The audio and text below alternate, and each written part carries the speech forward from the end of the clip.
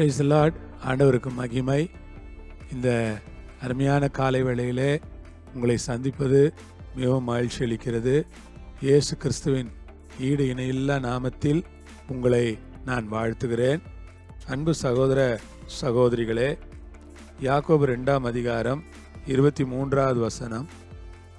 அப்படியே ஆபிரகாம் தேவனை விசுவாசித்தான், அது அவனுக்கு நீதியாக எண்ணப்பட்டது என்கிற வேத வாக்கியம் நிறைவேறிற்று.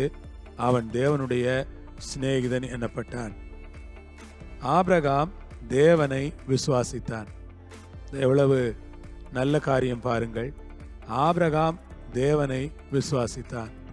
கர்த்தருடைய பிள்ளைகளே, சகோதர சகோதரிகளே, கிறிஸ்துவுக்குள் பிரியமானவர்களே, இந்த கர்த்தருடைய வார்த்தை என்ன சொல்லுகிறது என்றால், ஆபிரகாம் தேவனை விசுவாசித்தான். ஆபிரகாம் ஒரு விசுவாசி. தேவனை விசுவாசிக்கிறதான ஒரு விசுவாசியாக ஆபிரகாம் இருக்கிறார். தேவன் பேரில் ஒரு நம்பிக்கை உள்ள ஒரு விசுவாசி, தேவனை முழு மனதோடு விசுவாசிக்கிற ஒரு விசுவாசி.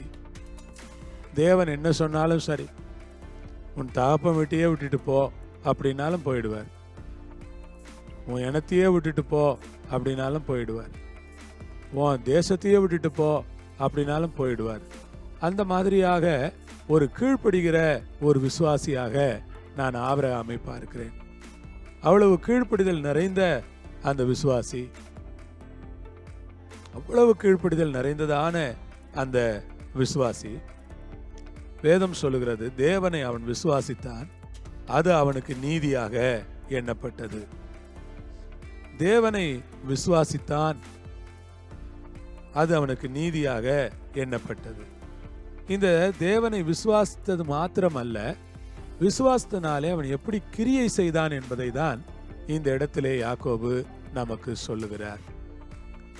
விசுவாசிக்கிறேன் விசுவாசிக்கிறேன் என்று சொல்லிக் கொண்டிருப்பது மட்டுமல்ல, ஒரு விசுவாச கிரியையாக உன் ஒரே மகன், உன்னுடைய புத்திரன், ஏகசுதன், நீ நேசிக்கிற அந்த மகனை பலியிடு, மோரியா தேசத்திலே நான் காண்பிக்கும் மலைகளிலே ஒன்றிலே அவனை பலியிடு என்று கர்த்தர் சொன்னபோது, ஆபிரகாம் சற்றும் தயங்காமல், யோசிக்காமல், பின்வாங்காமல், கர்த்தர் சொன்னபடியே உடனே தான் பையனை கூட்டிட்டு மோரியா மலைக்கு போயிட்டு தான் மகனை பலியிடுறதுக்கு அவர் ஆயத்தமாயிட்டார்.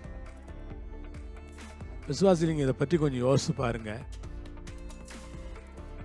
தேவனை விசுவாசிக்கிறதுங்கிறது ரொம்ப ஒரு அற்புதமான காரியம்தான். ஆனா அவர் கடினமான காரியத்தை சொல்லும்போது நம்மளால சில நேரங்கள் அதை செய்ய முடியுமா என்று தெரியவில்லை. ஆபிரகாம் தேவனை விசுவாசித்தான், அது அவனுக்கு நீதியாக எண்ணப்பட்டது என்கிற வேத வாக்கியம் நிறைவேறிற்று. அவன் தேவனுடைய சிநேகிதன் எண்ணப்பட்டான். எப்பொழுது அவன் தேவனுடைய சிநேகிதனாக மாறுகிறான் என்றால், தன் மகனை பலியாக செலுத்த அவன் முழு மனதோடு சம்மதித்தான். சம்மதித்தது மட்டுமல்ல, காலந்தாழ்த்தவில்லை. 2வது முறை கர்த்தர் ஏதாவது சொல்லுவாரா என்று 2வது முறைக்காக அவன் காத்திருக்கவில்லை. நேரடியாக அவன் தன் மகனை பலியிடுவதற்கு கூட்டிக் கொண்டு போய்விட்டான். தன் மனைவியிடத்தில் அதை குறித்து அவன் பகிர்ந்து கொண்டதாக எனக்கு தெரியவில்லை. அவன் மனைவி ஒருவேளை சோர்ந்து போய் விடுவாளோ, அல்லது சொன்னால் ஒருவேளை அவள் ரொம்ப சங்கடப்படுவாளோ, வேளை நினைச்சிருப்பார்ல, ஒருவேளை அவள் அழுதாள்னா எனக்கு கூட மனசு மாறிடுமோ, நானும் போயிட்டு பலி செலுத்தாம மனசு மாறிட்டு நானும் தப்பு செஞ்சிருவனோன்னு அவர் பயந்திருப்பார். சகோதர சகோதரிகளே, இந்த நாட்களில் நாம் ரொம்ப யோசிக்க வேண்டிய காரியம் என்னன்னா, கடவுளுக்கு கீழ்ப்படுகிறதுக்கு நாம் சில நேரங்களில் மனுஷங்களுடைய ஒப்பீனியனுக்காக காத்திருக்க முடியாது. மனுஷங்களுடைய ஒப்பீனியனுக்காக காத்திருந்தோன்னா கடவுளுக்கு கீழ்ப்படிய முடியாமல் கூட போயிடலாம்.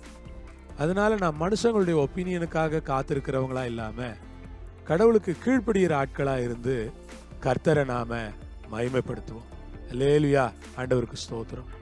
அதனால இந்த அருமையான காலையில நான் என்ன சொல்வேன்னா, உங்க வாழ்க்கையில மனுஷங்களுடைய ஒப்பீனியனை கேட்டீங்கன்னா கர்த்தருக்கு கீழ்ப்படுகிறது கஷ்டமா இருக்கும்.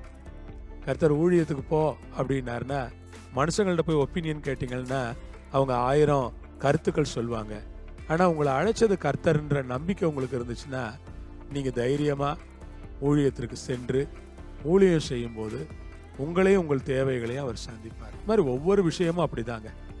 கர்த்தருக்கு கீழ்ப்படியும் போது, விசுவாசத்தினாலே கர்த்தருக்கு கீழ்ப்படியும் போது கர்த்தர் நம்முடைய பட்சத்தில் நின்று நம்மை ஆசீர்வதிக்க வல்லவராய் இருக்கிறார். ஜெபிப்போமா?